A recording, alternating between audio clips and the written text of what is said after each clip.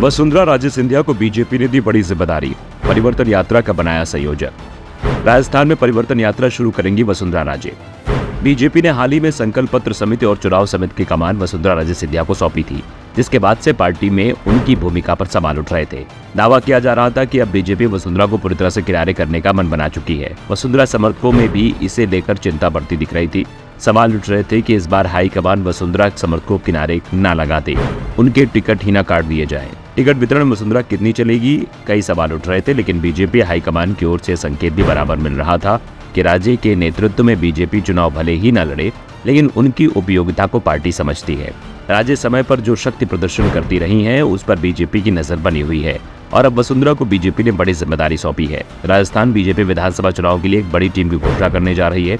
इसे लेकर बीजेपी में लगातार बैठकों का दौर चल रहा है। दरअसल बीजेपी चुनाव में परिवर्तन रैली निकाले जाने की तैयारी कर चुकी है और इसका संयोजक वसुंधरा राजे को बनाया गया है। 20-20 इकट्ठी छींकें आना शुरू हो जाती, नाक में चिंग और रनिंग नोज, गले में रेशा गिरते रहना। एलर्जी रक्षक अवले का आधा चम्मच सुबह शाम गर्म पानी के साथ लें। कुछ ही दिनों में आपकी प्रॉब्लम ठीक होने लगेगी। इस प्रोडक्ट को ऑर्डर करने के लिए गूगल पर टाइप करें allergyrakshak.com या कॉल करें 8400500589 पर। वसुंधरा राजे सबसे पहले 2 सितंबर को रैली का आगाज करेंगी। रैली को हरी झंडी दिखाने के लिए पार्टी अध्यक्ष जेपी नड्डा राजस्थान आ सकते हैं। वैसे हर चुनाव से पहले वसुंधरा राजे सिंधिया यात्रा निकालती रही हैं और इस बार भी वो यात्रा पर निकलने वाली हैं।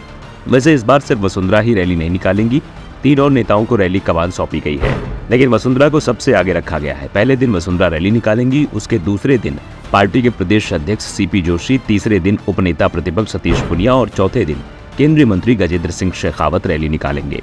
इन चारों नामों को लेकर के बहुत दिनों से कयास लगाए जा रहे थे। आखिरकार पार्टी ने इन नेताओं को बड़ी जिम्मेदारी सौंप दी है। वैसे इस समिति में 2 ऐसे नाम हैं जो कई दिनों से चर्चा में हैं। पूर्व मुख्यमंत्री वसुंधरा राजे और पूर्व प्रदेश अध्यक्ष सतीश पुनिया, ये 2 नाम इस समिति में बेहद मजबूत माने जा रहे हैं। वसुंधरा राजे के समर्थक इस इंतजार में हैं कि कब राजे को बड़ी जिम्मेदारी दी जाए।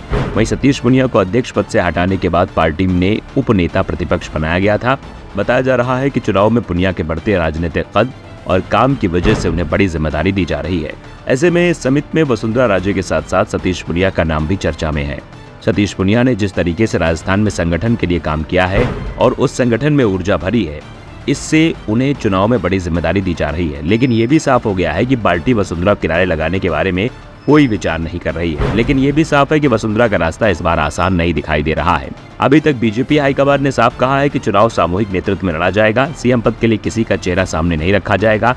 पार्टी पीएम मोदी के नाम पर ही चुनाव मैदान में जाएगी और जब सरकार बनेगी तो हाईकमान तय करेगा किसे कमान सौंपी जाएगी।